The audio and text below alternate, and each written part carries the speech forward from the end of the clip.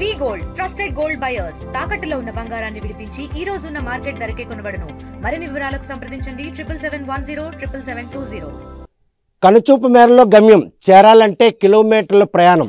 ఇది దశాబ్దాల కాలంగా నాగావళి నదికి ఇరువైపులా ఉన్నటువంటి గ్రామాల ప్రజల వేతనలో. వర్షం వచ్చిందంటే చాలు పడవ ప్రయాణమే తప్పని పరిస్థితి. విద్యార్థుల దగ్గర నుండి వృద్ధులు చిన్నారులు ఎవరికైనా రుగ్మత్ చేసినా కూడాను ఎమర్జెన్సీగా గమ్యం చేరాలంటే పడవ ప్రయాణం చేస్తేనే తప్ప ప్రాణాలు కాపాడే పరిస్థితి లేదు. ఈ సమస్యకు ఒక పరిష్కారం కావాలని చెప్పి బల్సల్ రేవు దగ్గర గత ప్రభుత్వం హయాంలో వంతెన నిర్మాణ ప్రక్రియ చేపట్టినా కూడాను ఆ ప్రదేశం అనువైంది కాదని చెప్పి ప్రస్తుతం ఎమ్మెల్యేగా ప్రాతినిధ్యం వస్తున్న కోన రవికుమార్ మాత్రం దూసి వద్ద ఆ వంతెన నిర్మాణానికి ప్రతిపాదించారు. కాకపోతే గత ప్రభుత్వ హయాంలో 60% పనులు పూర్తయినట్టు ఆ వంతెన నిర్మాణం నిధులు ఉన్నా కూడా నిర్మాణానికి మాత్రం ఆధిపత్య పోరు మాత్రం ఎంటాడడంతో ఈ రెండు నదీ పరివాహ ప్రాంత ప్రజలందరూ కూడాను పడవ ప్రయాణమే తప్పని పరిణామంగా ఉన్నది. ప్రాణాలు ఫలంగా పెట్టి వర్షాకాలం 6 నెలల పాటు ఈ నది దాటాలంటే మాత్రం ఎట్టి పరిస్థితుల్లో ప్రాణాలు ఫలంగా పెట్టి ఎన్నాళ్ళ నుండి ఈ పడవ ప్రయాణం చేస్తున్నావు? ఈ పరిసర ప్రాంతాలను ఎంతమంది రోజుకి వెళ్ళి వస్తుంటారు? రోజుకి సుమారు ఒక 150 మంది. రెండు పడవలు 300. అంటే ఇప్పుడు కొంచెం నీళ్ళు నిలకడగా ఉంది. ఎక్కువైతే పరిస్థితి ఏంటి?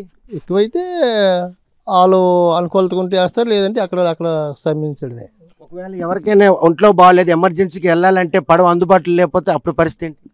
మరి శ్రీకాకుళంకి వెళ్ళి చుట్టూ తిరిగి వెళ్ళవాలి, మరి ఇంకేం లేదు. అంటే ఈ కనుచూపు మేరలో గమ్యం చేరడానికి ఎంతసేపు పడుతుంది? అదే గమ్యం చుట్టూ తిరిగి వెళ్తే ఎంతసేపు పడుతుంది? చుట్టూ తిరిగి వెళ్తే ఇలాగైతే 1 గంటన్నరలో వెళ్ళిపోతే, అలాగైతే 2 గంటల్లోన వెళ్దాం అవుతుంది. చూస్తే కనుక ఇక్కడ అంటే నదీ పరివాహ ప్రాంత గ్రామస్తులు విధుల నిర్వహణకి వెళ్ళినటువంటి ఒక ఏఎన్ఎం గారు ఉన్నారు. ఎప్పటికప్పుడు ఈ ప్రయాణం అనివార్యమా? అనివార్యం చేస్తున్నాం, పర్లేదండి. కానీ సకాలంలో ఇప్పుడు ఉద్యోగంకి వెళ్ళాలంటే ఆ సకాలంలో వెళ్ళే పరిస్థితి ఉంటుంది ఈ పడవ ప్రయాణం ఇది కంపల్సరీగా వెళ్తుంటాం. ఈ ప్రయాణం వర్షాలు కనుక ఎక్కువైంది, వరదలు కానీ వస్తే ఆ పరిస్థితి వర్షం కాలంలో కూడా ఇబ్బంది అవుతుంది. ఈ పడవ కనుక ప్రస్తుతం మాత్రం ఉద్యోగస్తులు పరిసర ప్రాంత ప్రజలందరూ కూడాను ఇదే దుస్థితిలో మాత్రం జీవనం సాగిస్తారు. దీనికి ఒక శాశ్వత పరిష్కారం దిశగా ప్రభుత్వాలు ఈరోజు యోచించకపోవడంతో వీరి పాలిటీ శాపంగా మారింది. చూస్తే కనుక చాలామంది విద్యార్థులు ఉద్యోగస్తులు కూడాను ఈ పడవ ప్రయాణానికి వెళ్తుంటారు. అనిత్యం ప్రమాదాలు జరుగుతున్నటువంటి ఘటనలు మనం చూస్తున్నాం. అయినా కూడాను దీనికి ఒక శాశ్వత పరిష్కారం చూపడం ఏ సమస్య ఆటంగా నిలుస్తుంది? సమస్య అంటే ఇక్కడ వంతెన ఉంటే ఇక్కడ వచ్చిపోయే వాళ్ళకి ప్రయాణం అనేది ఈజీగా ఉంటుంది. ఈ పడవ ప్రయాణం అంటే వర్షాకాలంలో ప్రవాహం ఎక్కువ ఉన్నప్పుడు కొంచెం ఇబ్బందిగా ఉంటుంది. విద్యార్థులకి, పని చేసుకునే వారికి, ఉద్యోగస్తులకి అందరికీ కూడా ఇబ్బందికరంగా ఉంటుంది. 9 ఏళ్ల క్రితం కిమ్మి రిషంగ్ దగ్గర 9 మంది జల సమాధి అయినటువంటి ఘటన చోటు చేసుకుంది. ఇప్పటికీ మర్చిలోని పరిస్థితి. ఇక్కడ కూడా అటువంటి ఘటనలు ఏమైనా జరిగాయా? ఏమో మరి నాకైతే తెలియదు. మరి పెద్దోళ్ళకి ఏమైనా తెలుసుంటే తెలియవచ్చు. కానీ ఇటువంటి పరిణామాలు అంటే మనిషి అపార పరిజ్ఞానం చంద్రమండలం మీద అడుగు పెడుతున్నారు. అటువంటిది ఒక నది మీద వంతెన నిర్మాణానికి దశాబ్దాల కాలం కాస్తున్నా ప్రభుత్వాలు ఎందుకు చొరవ తీసుకోవట్లేదు? అంటే పరిసర ప్రాంతాల గ్రామాల ప్రజల సమస్యలు పట్టవా? వాళ్ళకి పట్టమంటే మరి ప్రభుత్వాలు మరి అవి చొరవ తీసుకోవాలి. మరి సామాన్యమైన ప్రజలు ఇలాంటి వంతెన నిర్మాణం జరిగి ఉంటే ఈజీ ప్రయాణం ఉంటుంది కాబట్టి వాళ్ళందరికీ లబ్ధి చేకూరుతుంది. చూస్తే కనుక ఈ నదీ పరివాహ ప్రాంత ప్రజల సమస్యలు పట్టించుకోవడంలో మాత్రం ఎవరైతే పాలకుల నిర్లక్ష్యం, ప్రభుత్వాల అలసత్వం వెరసి ఈరోజు మాత్రం పూర్తి స్థాయిలో ఈ వంతెన నిర్మాణంలో జాప్యం మాత్రం అంటే చేస్తుందని చెప్పుకోవచ్చు. ప్రస్తుతం మాత్రం ఇటువంటి పరిణామాలు చోటు చేసుకున్న నేపథ్యంలో ఈ పరిసర ప్రాంతాలకు సంబంధించినటువంటి చిరకాల అంచైనటువంటి ఈ వంతెన నిర్మాణంలో జాప్యం ఈ రైతులు కావచ్చు, విద్యార్థులు కావచ్చు, వీరందరికీ ఎటువంటి సమస్య? ప్రతి ఏడాది కూడా వర్షం వస్తే వరద రావడం పరిపాటి. వరద వచ్చిందంటే కనుక ఈ పడవ ప్రయాణమే తప్పని పరిస్థితుల్లో ప్రయాణాలు సాగిస్తుంటారు.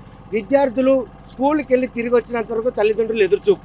ఎక్కడికైనా బయటకు వెళ్తే తమవారు వస్తారా రారన్నట్టు ఒక దిగులుపాటు. ఇవన్నీ పరిణామాలకి ఈ సమస్యకు పరిష్కారం దొరికే పరిస్థితి లేదా? తప్పకుండా దొరుకుతుందని నమ్మకం మాకుంది. అభివృద్ధి ధ్యేయంగా పనిచేస్తున్న కోట ప్రభుత్వం కానీ, గౌరవ శాసనసభ్యులు ఎమ్మెల్యే గారు కానీ తప్పనిసరిగా స్పందించి ఆ బల్సల్ రేవు బ్రిడ్జి నిర్మాణానికి పనిచేస్తారని పూర్తి నమ్మకం, పూర్తి విశ్వాసం ఉంది. ఎందుకంటే ఆయన అభివృద్ధి అంటే ఆయన ప్రాణం. అభివృద్ధి ధ్యేయంగా పనిచేసే మనిషి, యువకుడు, నిరంతరం కష్టపడే శక్తి ఉన్న మనిషి. ఆయన పట్ల అచంచల విశ్వాసం ఈ ప్రాంత ప్రజలకు ఉంది.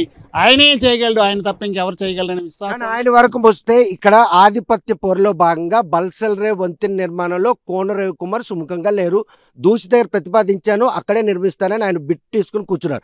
కానీ సీతారాం ప్రపోజల్ చేసిన దాని బ్రిడ్జ్ పూర్తి చేయడంలో మాత్రం ఆయనకి ఎటువంటి సుముఖత కనిపించిన నేపథ్యంలో ఆ వంతెన పూర్తి అవుతుందని భావిస్తున్నారు. తప్పకుండా భావిస్తున్నాను. కాకపోతే 2 బ్రిడ్జీలు నిర్మిస్తానని ఒక బ్రిడ్జి ఆపి ఇంకో బ్రిడ్జి నిర్మించాలన్న ఆలోచన అయితే ఆయనకి లేదని అనుకుంటున్నాను.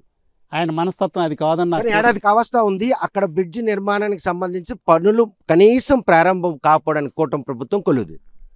కూటమి ప్రభుత్వం గత ప్రభుత్వం వైఫల్యం, గత ప్రభుత్వం బిల్లులు చెల్లించకపోవడం వల్లే 14 కోట్లు బిల్లులు చెల్లిస్తే పనిచేస్తారనే మాట వినిపిస్తుంది. మాకు దాని పూర్తి సమాచారం మా దగ్గర లేకపోవచ్చు, కానీ అనుకున్నమాట 14 కోట్లు బిల్లులు చెల్లింపు కోసం గత ప్రభుత్వం చేస్తే ఈవేళ పని ప్రారంభం అయిపోయి ఉండేది. అప్పటి ప్రభుత్వం కూడా బిల్లులు చెల్లించకపోవడం వైఫల్యమే. ఇప్పుడు ప్రభుత్వం కూడా 14 కోట్లు చెల్లించడానికి ప్రయత్నం చేస్తున్నాం, అయిన వెంటనే పని ప్రారంభిస్తాం అంటున్నారు. అది నమ్మటమే, మేము నమ్ముతున్నాం. నారాయణపురం వంతెన ఉంది సమీపంలో, ఇటు బల్సల్ నిర్మాణం అదే వంతెన నిర్మాణం కానీ పూర్తి అయ్యేలాగుంటే ఈ వేతనలు ఈ పరిసర ప్రాంతం గ్రామస్తులకు తీరిపోతాయి అన్నటువంటి ఒక సంకేతాలు కనిపిస్తున్నాయి. తప్పకుండా కనిపిస్తున్నాయి. ఈ ప్రాంత ప్రజలు కేవలం కనెక్టివిటీ కాదు, అభివృద్ధి ధ్యేయం. సుమారు రాజాం టు శ్రీకాకుళం ఆమదవలస 50% దూరం తగ్గిపోయి, అలాగే పొందూరు నుంచి ఆమదవలస పోవాలన్నా, పొందూరు నుంచి పాలకొండ పోవాలన్నా తక్కువ సమయంలో పోయే అవకాశం ఉంటుంది. కనెక్టివిటీ పెరుగుతుంది, అభివృద్ధి పెరుగుతుంది, భూములు విలువ పెరుగుతాయి. ఆవేళ ఏ ప్రభుత్వం అభివృద్ధి చేయాల్సిన అవసరం ఈ ప్రాంతానికి లేదు. నిజంగా చెప్పాలంటే ఈ ప్రాంత ప్రజలకి ఎవరికైనా ఆపద వచ్చిందంటే కొండల మీద ఉన్న డోలీలు మోసుకున్న వాళ్ళు వేగంగా చేరుతారు, కానీ ఇక్కడి నుంచి ఎక్కడికి చేరడానికి అవకాశం లేదు. ఎందుకంటే సాయనగడ్డ అటువైపు నుంచి ముంచేస్తుంది, నాగావళి ఇటువైపు నుంచి ముంచేస్తుంది. ఇది ఒక దీవి. ఇక్కడ కష్టం వస్తే ఆ సమయంలో ఎక్కడికి పోవడానికి ఏం మార్గం లేదు. విమానాలైనా ఇక్కడ రాడా వచ్చి తీసుకెళ్ళి, ఎక్కడైనా విమానాలైనా వచ్చి హెలికాప్టర్ని తీసుకెళ్తాం. మా ప్రాంతానికి ఏమొస్తుంది, సుమారు 20-30 గ్రామాల పరిస్థితి.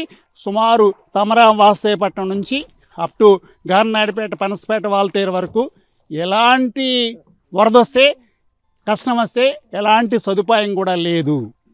చనిపోవాల్సిందే తప్ప ఇంకో మార్గం లేదు. సో పిల్లల విషయంలో కూడా ఈరోజు చదువులకు వెళ్ళాలంటే భయపడే పరిణామాలు నిజమేనా? చాలా కష్టం. అమ్మ క్యారేజ్ పెట్టి పంపించిందా తిరిగి వచ్చినంత వరకు 1000 కళ్ళతో ఎదురు చూస్తుంది. ఆ పిల్లాడు ఎప్పుడు వస్తాడా అని వస్తే కౌగులించుకునే పరిస్థితి చిరకాలం నుంచి ఒక 50 సంవత్సరాల నుంచి 100 సంవత్సరాల నుంచి మేము చూస్తున్నాం. అది ఎప్పుడు నెరవేరుతుందని ఆశిస్తున్నా. తప్పకుండా నెరవేరాలని ఆశిస్తాను. ప్రభుత్వాన్ని వినయపూర్వకంగా, హృదయపూర్వకంగా వినవించుకుంటున్నా, కోరుకుంటున్నా. తప్పకుండా ప్రభుత్వాలు తప్పకుండా పనిచేస్తున్న ఆశిస్తున్నా. అంతకంటే మేము చేస్తున్నాయి. రైట్. చూస్తే ప్రస్తుతం మాత్రం నాగావళి నదిలో ఈ పడవ ప్రయాణాలు మాత్రం దశాబ్దాల కాలంగా జరుగుతున్నటువంటి ప్రక్రియ. ఈ ప్రక్రియకి మాత్రం ఫుల్ స్టాప్ పెట్టాలనుకుంటే మాత్రం ఎట్టి పరిస్థితుల్లో బల్సల్ రేవ్ దగ్గర నిర్మించినటువంటి వంతెన పనులు మాత్రం శరవేగంగా పూర్తి చేయాలి.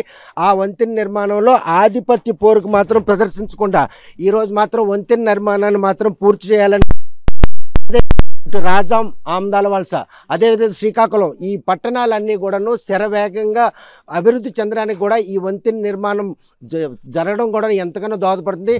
చుట్టుపక్కల కూడాను రైతులు ఉన్నారు, వ్యవసాయ పనుల నిమిత్తం కావచ్చు ఉన్నారు. నిమ్మ తొర్లాడు దగ్గర ఉన్నటువంటి ఏదైతే స్కూల్కి వెళ్ళిన పిల్లలు మాత్రం తిరిగి మళ్ళీ ఇంటికి వచ్చే పరిస్థితి లేనటువంటి పరిణామాలుగా తల్లిదండ్రులు ఆశగా ఎదుర్చోవడం, వారి ఇంటికి చేరుకుంటే పిల్లలు వచ్చారన్నటువంటి ఆనందం. అంటే ఇంటి నుండి ఎవరైనా కనుక పడవ ప్రయాణానికి బయలుదేరినట్టయితే మళ్ళీ ఇంటికి వచ్చినంత వరకు వారి కోసం ఎదురుచూపులు చూసినటువంటి ఈ దీర్ఘకాలిక సమస్య పరిష్కారం కోసం ఒక్క బల్సల్ రేవ్ నిర్మాణ వంతెన త్వరితగతిన పూర్తి చేస్తే తప్ప తమ వేతనలు తీరవని చెప్పి ప్రయాణికులందరూ కూడా ఆవేదన వ్యక్తం చేస్తున్నారు. ఈ పరిసర గ్రామాల ప్రజలకు మాత్రం ఈరోజు అందని ద్రాక్షగా మిగిలినటువంటి ఈ వంతెన నిర్మాణం శరవేగంగా పూర్తి చేయాలి. కూటమి ప్రభుత్వ హయాంలో అభివృద్ధికి అహర్నిశలు శ్రమిస్తున్నటువంటి ఈ నియోజకవర్గం ప్రాతినిధ్యం చేస్తున్న కోన రవికుమార్ హయాంలో ఆ వంతెన నిర్మాణం పూర్తి అవుతుంది. తమకున్నటువంటి ఈ దశాబ్దకాల సమస్య మాత్రం పరిష్కారాన్ని నోచుకుంటుందని ఆశగా ఎదురుస్తున్న వీరికి మరి కూటమి ప్రభుత్వం ఆ వంతెన నిర్మాణానికి అవసరం అవసరమైన నిధులు కేటాయిస్తుందా, గత ప్రభుత్వం చేసినటువంటి ఆ నిర్లక్ష్యం కారణంగా నిలిచిపోయిన ఆ వంతెన పనులు త్వరగా పూర్తి చేసేందుకు ఆయన తన వంతుగా సహాయ సహకారాలు అందిస్తారా? ఈ పరిసర ప్రాంతాల గ్రామస్తుల ప్రజలు ఈ పడవ ప్రయాణం నుండి తప్పించుకునేందుకు వారికి ఆ వంతెన ఒకటే ప్రధానం కావడం, ఆ వంతెన నిర్మాణం విషయంలో మాత్రం కూటమి ప్రభుత్వం చర్యలు చేపట్టాలని, వారి అభ్యర్థిని మన్నించాలని ఆశిద్దాం.